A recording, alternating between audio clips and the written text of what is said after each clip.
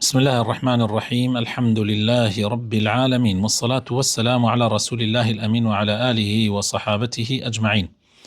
يا ربنا لك الحمد حمدا كثيرا طيبا مباركا فيه. برایانی ئازیز و خۆشەویستم لە بابەتی تەفسیرەکەمانە، لە تەفسیری سوورەتی الأنعامدا گەیشتینەتە لاپەڕەی 144 لە ئاەتی 125 دەستی پێکەین ئینشاء الله. دوو لاپەڕە 144 و 145 ئەخوێنین ئینشاء الله ئەمڕۆ لە ئاەتی 125 تا ئاەتی 137 بإذن خوای پەروەردگار. مامۆستا سواران ئاەت ئەخوێنێتەوە و ئێمەش ئینشاء الله بإذن خوای پەروەردگار تەفسیریەکەین. بەڵێ. بسم الله الرحمن الرحيم. فمن يريد الله أن يهديه يشرح صدره للإسلام ومن يريد أن يضله يجعل صدره ضيقا حرجا كأنما يصعد في السماء كذلك يجعل الله الرجس على الذين لا يؤمنون. بەڵێ بەڕێزان، لە ئاەتەکەی پێشووە خوای پەروەردگار فەرمووی: وإذا جاءتهم آية قالوا لن نؤمن حتى نؤتى مثل ما أوتي رسل الله. طبعا ئەو داوای ئەوانەیانە کرد کە ئێمە ئیمان نایەنین حتا ئەو معجزانەی کە بە پێغەمبەرەکانی تر دراوە بە محەممەدیش بدرێ صلى الله عليه وسلم. خوای تعالی فەرمی: الله أعلم حيث يجعل رسالته. وإيشي خواه إيشي ونيه خواه تعالى خوي تشي بيوه بوشي وإيكا أقل يور راسكن داواي معجزة في غمركاني تلبوكن لكاتك كمعجزة أم في غمر واضح ولا بردستانا. جاء خواه تعالى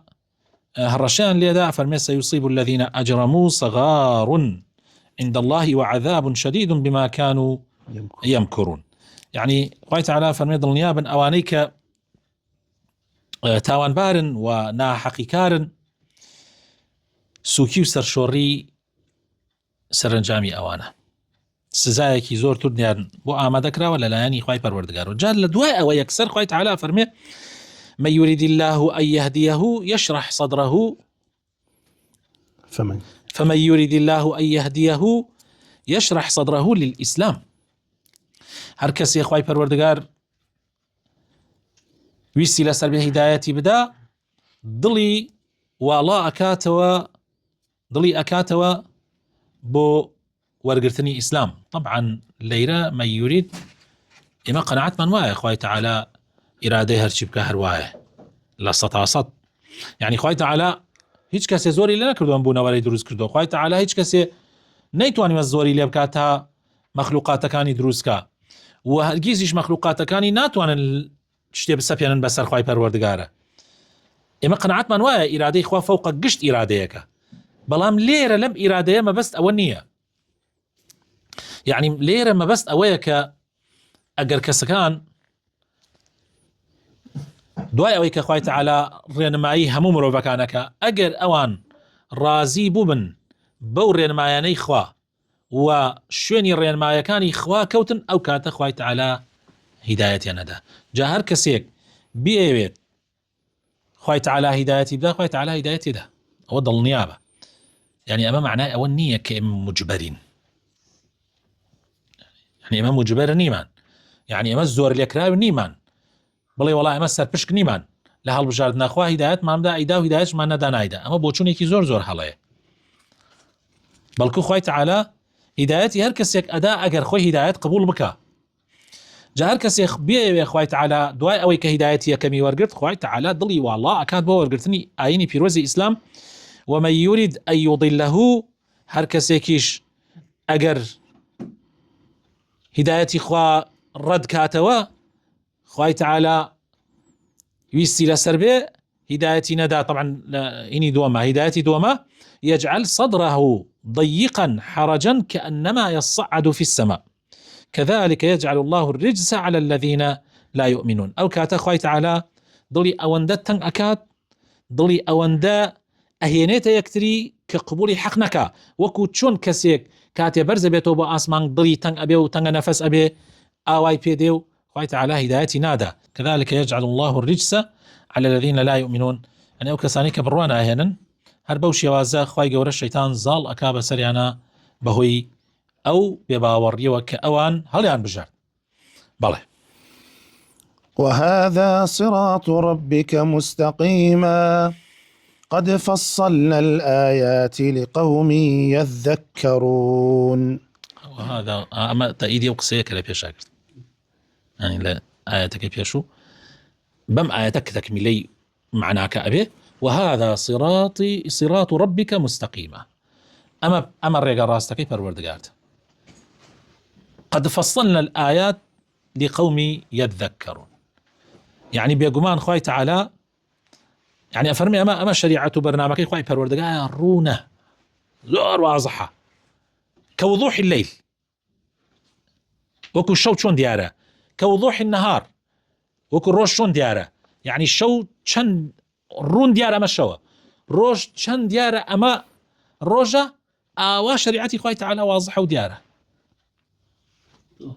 سرونه بو كسك يك تزرع عقلي به يك توزي بير كاتوا يك توزي تي بفكري ازاني خوي تعالى بندكاني خوي برلانا كرتو خوي تعالى حرشي لاشته هموي نظام واجهزه حرهمي شيء خويك يك شركه لا شيء خوي دوانا كره هي معقوله برلاتي كرت به معقوله نظامي كي بود انا نابي شلون بجي لم دنيا قد معقول نيه او كساني وابيره كنوا زور بعقل زانن بۆچی چونکە هەر کەسێ ئێستا بڕاتە چین لەبانەوە بە هەلیکۆپتەرێک تەماشای شارە گەورەکانی چین بکات یا یابان بکات چی نیزامێکە دوای بڵێ ئەمە هەروە لە خۆیەوە خۆی ڕێیەکاو ئەڕوا یعنی کەسێک نایبا بەڕێوە کەسێک ئیدارەی ئەم وەزعە ناکە بێعەقڵترین کەس ئەوەیە چونکە ئەگەر یەک تۆز دەستی لێ بەردا ئیتر هەمووی کۆتایی پێدێ هەر یەک تۆز دەستی لێ بەردا ئەو وڵاتە هەر هەمووی نەبێ کۆنتڕۆل لە دەستەدا هەموو شتەکانی تێکەچێ دەی والله تەنها یەک عزوو بەس چاوی ئینسان بەقەدەر وڵاتی چین ئەجهیزەی تایە و بەقەدەر وڵاتی یعنی براینە چەند ملیۆن خانەیە لە ناو چاوە هەر چاوی ئینسان 40 ملیۆن خانەک یعنی پێک دێنێ یعنی چەند ملیۆن خانە ئەوجا چاوێک پێک دێنێ ئەو خانانەش هەر یەکێ خۆی بۆ خۆی ئەجهیزەی تایبەتی خۆی و ئیشی خۆی ئەکاو کاری خۆی ئەنجامەدا ئیتر چ جا لاشەی ئینسان یاشی خۆی تعالی ئەم بەرەڵامانی کردبێ ئەم دنیای هەروە هەرکێ بۆ خۆی بێ شتی وان نیە مستەحیلە دەی شریعەتەکەشی بەڕوونیدا بەزاندووە ئەو شریعەتە هەر کەسێ پیادەی بکات دڵنیا بێ بەختەوەری لە دوایە وەکو تاک هەر کەسێ شریعەتی خوا جێبەجێ بکە بەختەوەرە بێ وەکو جەماعەش وەکو دەوڵەتیش هەر کەسێ جێبەجێ بکە بەختەوەرە بێ بۆیە خۆی تعالی فەرمێ وهذا صراط ربك مستقيما لە شوێنێکی تریشە لەمە دوادێ لە ئاەتی 153 لما دواديه وأن هذا صراطي مستقيما فاتبعوه ولا تتبعوا السبل جاز زور بجوان ليرم أما بيشكيك أبو أوا قد فصلنا الآيات بخواء ما حموش كان من أمن دب جواني رون كردوتوا أموش قاري كان من أوندا بكلكو بسودن بو أو كسانيك دويلي أجرن بلام خلكانيك شيء حرشيان بو باسكي سودينيا بويا بتأكيد أوانيك برياريان داوا جوان أجرن استفادة لناكن أو أنا استفادة لكن يذكرون لهم دار السلام عند ربهم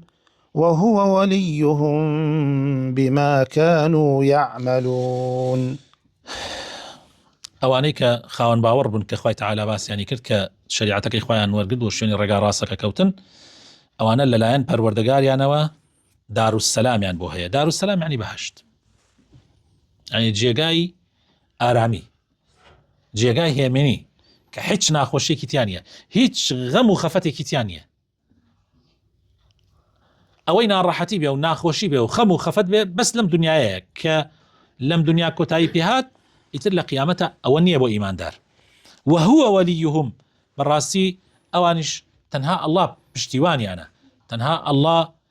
سەرخەریانە بما كانوا يعملون أمش هم تأييدي قصكي أيه ما هو يكردوا كان يعني كأيان كرد يعني صراط مستقيمة كأخوي تعالى هداية يعني ده هو يكردوا كان يخويا نويه آخر أم خالص زور قرن قبل رزان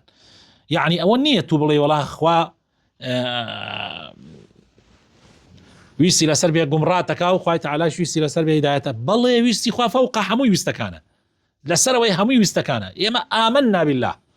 يعني اصلا ئێمە خوددا خەڵقمانی کردووە بەس خوای تەعالا مخەیەری کردوین هەر کەسێ هیدایەت وەربگرێ خوای خەتە باشتر خۆی ئەفەرمێ خۆی ویستی وا بووە هەر کەسێکیش هیدایەت وەرنەگرێ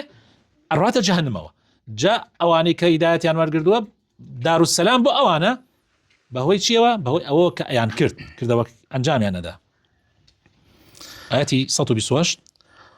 ويوم يحشرهم جميعا يا معشر الجن قد استكثرتم من الإنس وقال أولياؤهم من الإنس ربنا استمتع بعضنا ببعض وبلغنا أجلنا الذي أجلت لنا قال النار مثواكم خالدين فيها إلا ما شاء الله إن ربك حكيم عليم. وللرج قيامتي شاء تواوي آدمي وجنوك كان يعني آدمي زاد كانوا جنوك كانوا تنانت آغاو فرسراوة كان شان حمويا كوكاتو خوي تعالى يا فرمي يا معشر الجن قد استكثرتم من الإنس أي دستو كومالي جنوك كان براستي إيوه زورتان لمرو فكان قمرا كرت ولا الرقادر كرت وقال أولياؤهم من الإنس مرو فكانش طبعا ألين لو كاتوانيك هاوري جنوك كان بن لقمرا بونكياو شون إيوان كوتن ألين پروردگاری ئێمە ربنا استمتع بعضنا ببعض بەڕاستی ئێمە هەندێکمان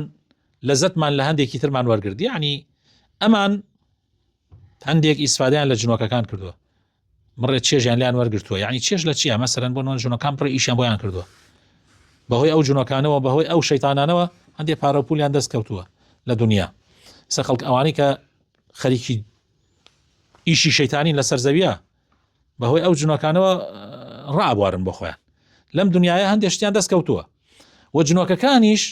چێژ وەرەگرن کاتێ مرۆڤەکان ملکەچن بۆیان ربنا استمتع بعضنا ببعض بەڵام وبلغنا أجلنا الذي أجلت لنا ئەی دوایەوە بەڕێزان ئەم دنیاە لە چاوی قیامەتە وەکو ئەو وایە پێغەمبەری خوا فەرمێ صلی الله عليه وسلم پەنجە بکەیتە یەک بەحرە ئەم پەنجەتە بکەیتە یەک بەحرێکی گەورە چەندی ئاو هەڵەگرێ کورە هەر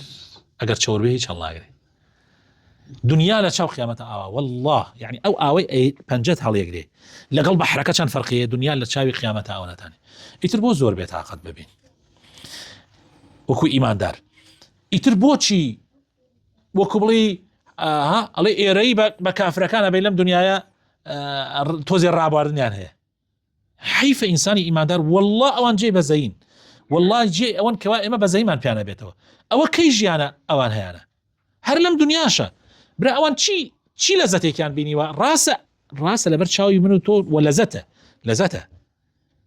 ڕاستە زۆر شت ئەوەی ئەیانەوێ لەم دنیاە دەست بەدەستی دێنن بەڵام زۆر شت شێر هەر لەم دنیاش ناتوانن بەدەستی بێنن جگە لە قیامەت وە لە هەمووی زەحمەتتر ترسی مردنەکەیە چونکە ئەوان ئەترسن لەو مردنە و ئەیشزانن دێ بەس من و تۆ خۆشترین شت ئەوەیە کە لە مردنەکە ناترسین بۆیە ئینسانی ئیماندار خۆشترین شت من و تۆ ئەڵێ قیامەت هەیە من زۆر کەسم بینیوە کاتێ زوڵمی لێ کراوە ئیماندار بە وتێتی الحەمدولله کە مردن هەیە ڕۆژێ دێ یەقەیەگرم لەبەرەوەی ئیماندار دائیمەن بەختەوەرە چونکە ئەو دیۆکە ئەبینێ بەس کافر دائیمەن بەدبەخت و نەکبەت و قوربەسەرە چونکە ئەویش ئەو پەڕەکە ئەبینێ خۆیشی لێ گێلەکە واللهی ئەوانەی عەرەقە خۆن خۆیان گێلەکەن بۆ ئەوەی نەکەوێتە بیریان واللهی ئەوانەی تلیاک بەکاردێنن ئەیانەوێت نەکەوێتە بیریان بۆیە تلیاک بەکاردێنن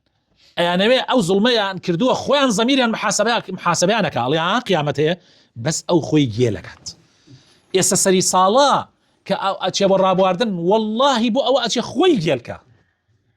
زەمیری محاسەبەیەکە من و تۆ بۆ ئەسڵن من ئێستا سەری ساڵە سلێمانی ئاخۆشەوانیە لا ئەوان لە ئەوروپایە خۆشە من بەر لە سەری ساڵ بە ڕۆژێک ئەڕۆمەوە گەرمیان چونکە خۆشیەکەی من نالەوێ بۆ گەرمیان ڕق و تەقەکە چون من ئەوەم لا خۆشترە وە نەبێت یعنی من حەزم لە خۆشی نییە بەس هەست دەکەم ئەوە خۆشترە لەوێ زیکرەکەت زیاترە لەوێ دەرسی قورئانەکان زیاترە لەوێت چی یعنی مەبەستم لێرە بە کوردەکەی و بە کورتیەکەی ئەوەیە کە كافركان لوي ألين شي ربنا وبلغنا أجلنا الذي أجلت لنا يعني وقيشنا أو شنيك كبو معنا دياري كرد جاء خوي تعالى فرميتها أخو خوش عند شهادتي على سرخوت عندها قال النار مثواكم أولا طولي أواد وزخ جاكتنا ليم إيمان داران دار السلام بو ما دار النقبتية تيجي دوزخة الخالدين فيها إلا ما شاء الله بحتها هتاي أمين نوتيايا إلا ما شاء الله طبعا إلا ما شاء الله خوش بيسكانم معناه أولنية يعني الرجيتي درجة حزكم هو بزانن أو إلا ما شاء الله بقوي بزانين حتى جهنم كش هالبدس يخواه بلا مقابل الرجال ده هتايتي أمين نوا يعني بلغم أنا سلم الزورة لكن آياتي ترى القرآن هتوبون من أخوي تعالى فرمي سنقرئك فلا تنسى بفي غمرة فرمي إما قرآن بوخين تجلبيري نكي إلا ما شاء الله يعني طبعا في غمرة بيري ناتي وقرآن بوخين في غمرة بيري ناتي بس إلا ما شاء الله كبو تبركه يعني بو ويتو بزانيت مش بدس خوايا حتى تنساكتش بدس خوايا كلبير ناتشتو وانيا حتى لا تنساكتش بدس خوايا كلبير ناتشتو اخلاقات ليبي يا مثلا بقول خوي تعالى فرمي درباري او كمسلمان اتشنا ناو فتح مكاكن خوي تعالى مجدادات مسلمان لا تدخلون يعني او تاي اتشنا مكو لا تدخلون المسجد الحرام ان شاء الله آمنين إن شاء الله أبو أوي يا مثلا بقول أما الذين سعدوا ففي الجنة خالدين فيها ما دامت السماوات والأرض إلا ما شاء الرب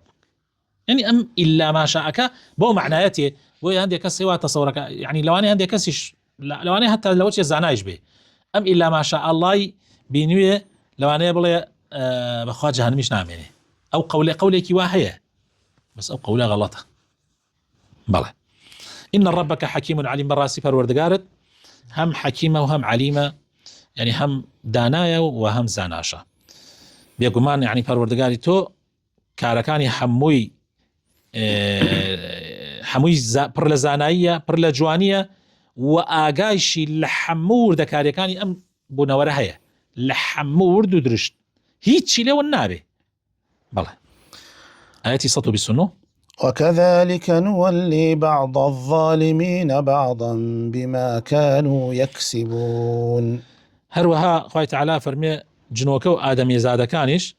كل كان ليكتري بيني لم دنيايا بلام الروج قيامته يا هلا دنيايشة نولي بعض الظالمين بعضا بما كانوا يكسبون هني كان أبن با كويلي هني كتريان سأواني كلم دنيايا لسر بطال تشيج ليكتري وراقرن يعني استفادة ليكا كان بون منا كابرايكا لسر كردكي تشيج وراقري باري داتي أميش بهوي أو بارو أو كابا كويلة أين لناو جنوكو إنسانا كان شوايا يعني لم دنيايا هندي خلق كأن بولي هندي كسيتر يعني بهوي شيء بهوي أو رجايو يلا وكجرتي أنا تبر بلام إيمان داران نا إيمان دار كاتي إما ولي يكترين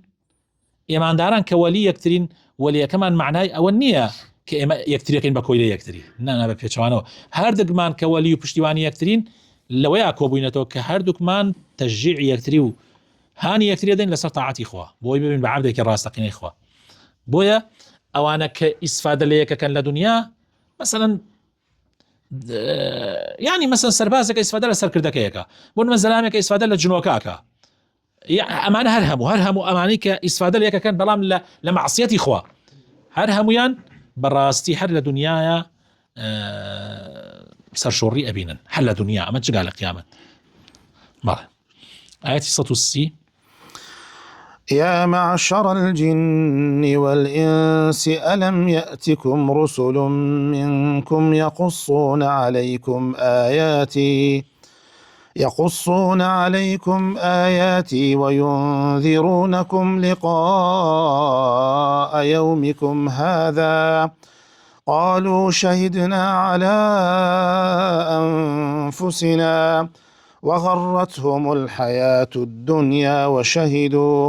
وشهدوا على أنفسهم أنهم كانوا كافرين. أي كوملي آدمي زاد جنوكه ملناو طبعا الرش قيامته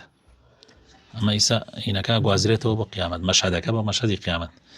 ألم يأتيكم رسل منكم پیغمبران من لخوتان بوتان نار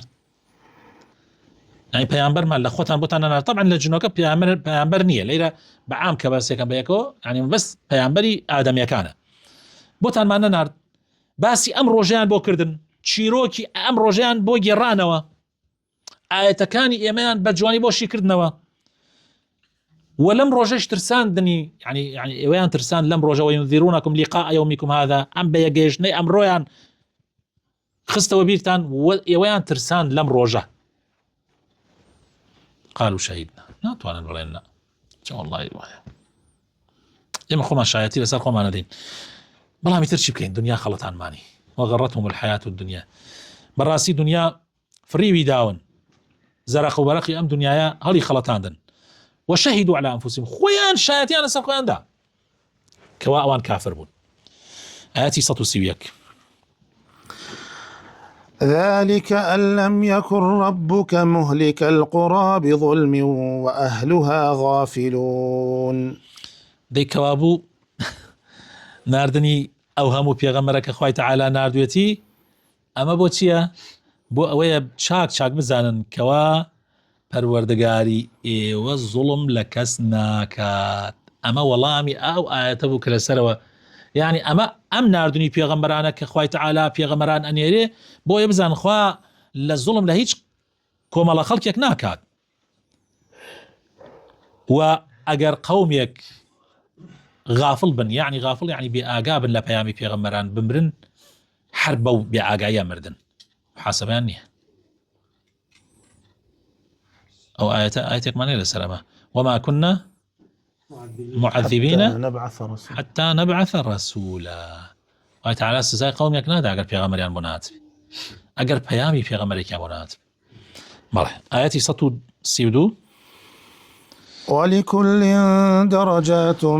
مما عملوا وما ربك بغافل عما يعملون. بێگومان هەموو ئەوانەی کە باسییانمان کرد هەر یەکێک بە پێی پلەی خۆی بە پێی ئەو کار و کردوانەی خۆی پلەیان بۆ دیاری کراوە. لەناو جەهەنەمیشا پلە هەیە پلەبەندی هەیە خراپ بۆ خراپتر لەناو بەهەشتیشا پلەبەندی هەیە چاک بۆ چاکتر 100 پلە لە بەهەشتا هەیە درجات و دركات بەڵێ و بە هەمان شێوە بۆ خواریش وەکو مامۆستا سۆران فەرمووی دەرەجات و دەرەکات جا بێ ئاگامان لێ بێ بەڵێ ئەمە هەمووی بە چیوە بەهۆی یعنی کردەوەکانی خۆیان و جا بوان نەزانن خوای تەعالا غافڵە لەوەی کە ئەیکەن بەخوا خوای تەعالا هەموو شتەکان نەزانێ. ئێستا لەوانەیەکی وا بزانێت کە خوای تەعالا داوا لە ئێماکە عەبدایەتی بۆ بکەین يعني لوانەیە وازان خوا احتیاجی ئەمەیە ئیستا تا ئەیرەتە ئەم ئاەتانە کە ئەگەری کە بیخوێنێتەوە گومانی خراپ بێ بەخوا وازانێ خوا احتیاجی ئەمەیە يعني وە دڵنیا من هەیە واڵێ بە تایبەتی مولحیدەکان بەس خوای تەعالا وەڵامی ئەوەیان نەداتەوە لە ئاەتەکەی دوای ئەوە ئاەتی 133 وربك الغني ذو الرحمة إن يشأ يذهبكم ويستخلف من بعدكم ما يشاء كما أنشأكم من ذرية قوم آخرين. پەروەردگاری ئێوە بێنیازە تێگەن و خاوەن بەزەی و ڕەحمەتە يعني خوای تەعالا بێنازە لە هیچ کەسێ نیازی بە هیچ کەسێ نییە يعني خوا احتیاجی بەوە نییە کە یەکێک شتێکی بۆ بکە ئەو عیبادەتەشە بۆ خۆتە بۆ ئەوەی خۆت بناسی بۆ ئەوەی قەدری خۆت بزانی کە بزانی تۆ عەبدی خوای فەرقت نییە لەگەڵ کەسێکی ترە. ئیەشە یوذهبکم ئەگەر خوای تەعالا بێوێ هەر لە ناوتانە بە ئەسڵەن هەر كأنه نەبوون ويستخلف من بعدكم ما يشاء ولا دوای ئێوەش کۆمەڵی خەڵک تر دێنێتە شوێنتان هەر وەکو چۆن خوای تەعالا ئێوەی لە قەومێکی تر دەرهێنا یعنی سە باوەپیرانی ئێمەکوان هەر ڕۆیشتنەوە ئێمە هاتینە شوێنەکان یعنی زۆر ئاساییە خوای تەعالا ئێمەش لە ناو بەرێ و کۆمەڵی تر بێنێتە شوێنەکانمان جا زۆر بغڕامە بن خۆ احتیاجی بە ئێمە نییە بەڕێزان خوا احتیاجی بە ئێمە نییە والله ئێمە لە هەموو هەناسەیەکە پێویستمان بەخوا هەیە بەس غافڵە بین کاکە ئێمە لە هەموو هەناسەیەکە دەی فەرموو هەناسەیە بزان چۆن ئەدرێ دکتۆرەکان بۆم باس کەم بزان هەناسە چۆن ئەدرێ وانە بەس بگێڕنەوە بۆ ئەو خەڵکە با خەڵک بزانێ ئەو زوانە کاتی قسەکە چۆن قسەکە چەند عملیە ئەنجامەدا تا یەک پیت دەرکە ئێمە کاتی خۆی کە تەلەبە بووین و بۆمان باسەکرا مامۆساکە ئەو مامۆسایی کە بۆی باسەکردین من زۆر سیر مەهات کە ئەو مامۆسایە ئیماندارترین ئیماندار نییە کاتێ باسیە کرد کە ئەو کەلیمەیە ئەو وشەیە بەڵکو ئەو پیتە کە دەرەچێ لە دەمت بەچی حاڵێ دەرەچی بەڕێزان ئێوە لەوانەیە زۆر هەستان پێ نەکردوێ بەس من ڕۆژانە هاوە بەر چاومەوە تێگەی ها بەبەر چاومەوە لە ماڵە جاری وایە 4 مناڵ ئێستا زیادیان کردو بوونەتە 8 هانە بەر چاومەوە ئەم 8 مناڵە ناتوان یەک وشە دەرچێ لە دەمیان یەک وشە یەک پیتێ پیت هەر ئەوە ناتوان بڵێن ها هەرەوەنە دەی فەرموو ئێوە پیتێ بۆ ئەمانە زیادکەن ئاخرەمە ئاسان نییە کاکە ئەم خەڵکە نازانی ئەو خەڵکە لە گشت ماڵێکا دوان وەک ئەوانە بۆیان ئەم خەڵکە ئەنزانی ینی قەدری دنیا چییە ئەنزانی ئەمە هەر بەس لەوە هەر بەس فەرموو کاکە تۆ ئێستا لە ماڵتە ئەگەر یەکێک هەبێت چاوێکی نابێ دەی فەرموو تۆ چاوێکی بۆ دروستکە کاک حاجی دەی هەرچی ئەجیزەی ئەم دنیاە بتوانێت یەک چاو دروستکە کاکە خۆ کامیرەی ئەوەنە دروستەکەن وانە کامیرە دروستەکەن ئەوەنەی سەر یعنی نوک دەرزیەکە شتێک زیاتر ئەی بۆ ناتوانێت چاوێ دروستکەن ها کاکە ئێستا ئەمریکا و یابان و ئەڵمانیا و سین و هەموو ئەم دەوڵەتانە گەیشتونەتە چی مەرتەبەیەک لە علم و تەکنەلۆجیا یعنی کە قاکە بە حیاتی لە عەقلی مرۆڤایەتی هەشتیوانە بووە دەی فەرموو مامۆستا سۆرانگیان بەس بۆ پرسیار لە خۆمان ناکەین بۆ نەیانتوانیوە مێشە دروستکەن و گیان بخەنە بەری ئەیوانە هەرچی دروستەکرێ ئللا ئەبێ مرۆڤ ئیدارەی بکە ئللا ئەبێ کەسانێک هەبێ ئیدارەی بکەن ئەگینا لە ڕاستیە هینێکی مەحدودی هەیە لەوانەیە بتوان شەحن نازانم بەچی شتەکە ماوەیەک بڕۆ بەڵام ئەوش لەژێر ئیرادەی مرۆڤە ئەبێ مرۆڤ ئیدارەی بکە بەڵێ ئاەتی 134 إنما توعدون لآت وما أنتم بمعجزين يعني ئەمانە هەر هەمووی ئەم ڕوونکردنەوانە خوای تەعالا بۆ ئەوەیە پێتان بڵێ ئەوەی کە وەعدتان پێ ئەدرێ واللهی دێت ئەوەی کە ئەوترێ قیامەت دێت واللهی دێت چۆن کاتێ شەوە و دڵنیای کە ئەوەنە سعاتی ماوە ڕۆژ هەڵدێ خۆر هەڵدێ واللهی قیامەت دێ بەڕێزان واللهی ئەبێ ڕۆژێ بێ ئەم هەموو جەریمە ئەم هەموو تاوانە کە لەسەر ئەم زەویە کراوە ڕۆژێ بێ محاسەبێ بکرێت لێپرسینەوەی تیا هەبێ ناکرێنێ بابە تۆ مسلمانیش نەبی با قورئانیشت بۆ نانەبەزی بێ ئنجیلیش نەهات بێتە خوارەوە تەوراتیش نەهات بێتە خوارەوە زەبوریش نەهات بێتە خوارەوە صحفی ئیبراهیم و موسایشت بۆ نەهات بێ ئەی خۆ تۆ ئەبێ عەقڵت هەبێ ناکرێ لەسەر زەویە ئەم هەموو تاوانە ئەکرێ زەلام وا هەیە بە ملیۆنان خەڵکی کوشتووە مجریمە ئەم زەلامە محاسەبە نەکرێ ئاخر ناکرێ نابێت شتیوە بۆیە واللهی إنما توعدون لآت وما أنتم بمعجزين وإيوش لدەست خوا ناتوان ڕاکن واللهی ناتوانن ئەتوانن کەسان پەکی خوا بخەن خوا پەکەخرێ خوا پەکەخرێ بەڕێزان کەس ئەتوانێ ئیشەکانی خوا پەکخە هەموو دنیا ناتوانێ یعنی شەو ڕۆژ بوەستێنێ بەڵێ ئاەتی 135 قل يا قوم اعملوا على مكانتكم إني عامل فسوف تعلمون من تكون له عاقبة الدار إنه لا يفلح الظالمون أي رسول إخوة بقومك بڵێ يا قوم يعملوا على مكانتكم هەر یەکێکتان لە جێگای خۆتانە کاری خۆتان بکەن منیش کاری خۆمەکەم ئەیوانە خۆی تر چییە تو بلا لەوە زیاتر چیت هەیە تو ئەتوانی بڵێ قەومەکەم ئێوە ئیشی خۆتان بکەن و منش ئیشی خۆمەکەم دەی ئەیبینن فسوف تعلمون دەی ئەیبینن من تكون له عاقبة الدار پاشە ڕۆژ بۆ کێ دەی ئەیبینن بە چاوی خۆتان ڕۆژێ دێ بزان پاشە ڕۆژی منە هی ئێوێ کاری خۆتان بکەن منیش کاری خۆمەکەم ڕۆژێ تێکە ئەیبینن حاڵتان چۆنە بێ و پاشە ڕۆژ بۆ کاممان ئەبێ إنه لا يفلح الظالمون دڵنیا بن کە زاڵم مستەمکارەکان سەرفراز نابن بەڵێ وجعلوا لله مما ذرأ من الحرث والأنعام نصيبا فقالوا هذا لله بزعمهم وهذا لشركائنا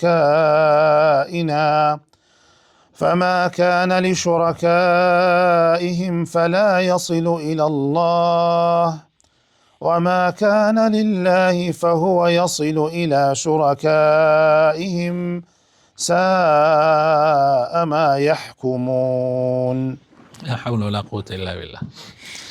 الرون بو أخوي تعالى أنا شد يعني والله يستيش هيا بأخوة الروشن بو أخوي تعالى يعني أو أنا لجن مكم أما بو أخوابي أو أنا لما رمالاتكم بو أخوابي هي يستيش هيا وأو أناش بو بتكان بو فلان وفلان وناوبريكتان وتسا جنابتان تيجي يعني سوين بخواب خو بويان باور ناكن بلام سوين بو بتانا بخون ريك باوري فيكن شتيان اكرد بو خواش تيكان شتيان شكل بو بتكانيان اوي بو خوايا اقات امان بس اوي خوا ناقاتا اوي خوا اقات امان بس اوي امان ناقاتا خوا بو يد سنه كده فرتوفيل لبشقي خوايان كما كردوا حتى الاخير جاري وابو النعمه اوي وابو خوا دا النعمه طبعا بو خوا خلينا خوي تعالى خوي القرآن أفرمي لن ينال الله لحومها ولا دماؤها خوي تعالى قوشتكي نايتو خوينكي بخوانية قوشتو خوينكي بخوابي أفرمي أدريتك كسانك مستحق على باب الله يعني فقير أدريتك فقير هجار كدعاء خير بوكا جاء خوي تعالى فرمي ساء ما يحكمون براسي كاليكي زور خرابكن برياليكي زور خراب أدن بالله آخر آية سطو سيوحوت وكذلك زين لكثير من المشركين قتل أولادهم شركاؤهم ليردوهم وليلبسوا عليهم دينهم ولو شاء الله ما فعلوه فذرهم وما يفترون. هندي لك أفريكان الشيطان بياني جوان كردوتوا يعني مشركة كان كوام منالي خوان بكوشن اوانيك بجدارن لجيانا لقل امانة يعني ستو منالي كتبه راستو باوكيت بس قوم منالا حقي جياني وكتو بجدار لو جيانا لقل طوه نابيت تو زور منات كي تسر منالا كتها زيادة لحد چونك او بشيك هيتوه ايسا راسە کۆششی خۆتی تای ئەمانە بەڵام تۆش بوویتە سەبەب ئەو مناڵە ببێ بۆیە ئەو ناڵەش حەقی هەیە لەو ژیانەی تۆ حەقی هەیە لە ژیانەکەی تۆ ئەبێ حەقەکەی بزانی بەڵام ئەوانە ڕۆیشتن مناڵەکانی خۆیانیان نەکوشت زنە و چاڵیان نەکرد لەبەر ئەوەی نەبنە شەریکیان وەجاری وای شەبوو شەیتان ئەمەی پیان نەکرد لەبەر ئەوەی دینەکەیان لێ تێکدا لیان بشێوێنێت طبعا اگر خوای گەورە ویستی لەسەر بێ خۆ ناتوان ئەوە بکەن بەڵام ئەمە خوای تعالە ئێمە وا داناوە لەسەر ئەم زەویە ئێمە حڕ بین لە کارەکانمانە لە عەقیدە و لە کردەوەکانمانە حڕ بین چاک ئەتوانین بکەین خراپش ئەتوانین بکەین دەی خوای تعالە فەرمێ بیان تێڵەبا بەو دەردەی خۆیانەوە بەردەوام بن ئەوان ئەمەیان پێ باشە لا حول ولا قوة إلا بالله ئێستا خەڵک بە ئاشکرا ئەمەی پێ باشە کە لە دینەکەی خوا لادا کابرا جاری وایە تەلەفۆنت بۆ کە ئەڵێ مامۆستا وەڵا من مناڵێکم هێشتا نەگەیتە 4 مانگان ئەتوانم لەباری بەرم ئەی بۆ لەبارێ بەی ئەی وەڵی خێزانم ێژێ بەخوا ئێمە ئیسەک توان ئامان نییە ئیمکانیاتمان نییە دەسەکە بە دوور لە ڕووی جەنابتە منج هەر لە ئەوڵ ئەتوانی بە هەر ڕێگایەک بێنێلی کە مناڵ بوو لە ناوبردننی ئەمە زنە و چاڵکردنە خۆ زنە و چاڵکردن ئێستا نەوعی تری هەیە لە کاتی خۆیان نەوعەکەی لە دایکە بوو زنە و چاڵیان نەکرد چونکە نەیان ئەزانی کچە یا کوڕە کە لە دایک ئەبوو کە کچ بواە ئەمجا لە ناوێن ئەبرد بەڵام ئێستا هەروە سۆنەر ئەزان کچەیە کوڕەجاری وایە لەبارێ بن ئەمە جەریمەیەکی زۆر گەورەیە بەڕاستی جەریمەیەکی زۆر گەورەیە مناڵ خۆی ڕزقی خۆیخوا خۆی ڕزقی خۆی يعني لا رزقي خوي تعالى خوي لقال يا ناردوتي أم دنيا كان طبعا من دوباره شكما ومعنى قصة كم أولنية كتو حرمكي ببيع أو تخطيتك بداني دزبوي بو حموشته من ما بس أولنية بس ما بس يعني توكل كدنا كده صار رزقك توخي تنها خوتو خيزاني يصيرك ترسينها لي من الله به يكاك جيان با صالك دوان تأمن على لما مك أبريته وتأمن على لا توزكي لخم درجة قينا بس يتر منع مكة كاك حيا تلفون بو منك علي ما موسى علي والله ما موسى من تنها من عليك بو قرية ولا إخوة أي بو تنها من عليك أي بأخوة ما موسى يتري ما زاني ما بار من عليك ما بيو يسمنا على كمان مرديو خمو خفته تازب أخوة دكتور جمنا الطانش نابي إيه تكتب بلا عمل سيرنية أي بو تنها من علي آخر من أقرأ من على مرد أقرأ شتيكي بس راحات يعني على الأقل با أو نازو هنا يدلطي بيدي بمن على كيتر يعني ما بستم أما تانية كإيما خو من جاري بدس خو من برشتكين أيش هالجوريا كلازنا وشعال كذن مراسي وأنواع أمشتانا أنواع زورة أمرو بالشبيكي تازة لكاتي خويا شبيه تربو إسا شبيه تازة هاتوا لو كرم لخوي بالرجال بخاطرنا وجوانا كان يكون الرحمن بيبكا لا فيلو طلقوا هالخلطان دني الشيطان دور مع الخاتوا ربي خويا دا مزرام ممكن لسر دينك لسر قرآنك لسر سنتكاني في غمركت صلى الله عليه وسلم آمين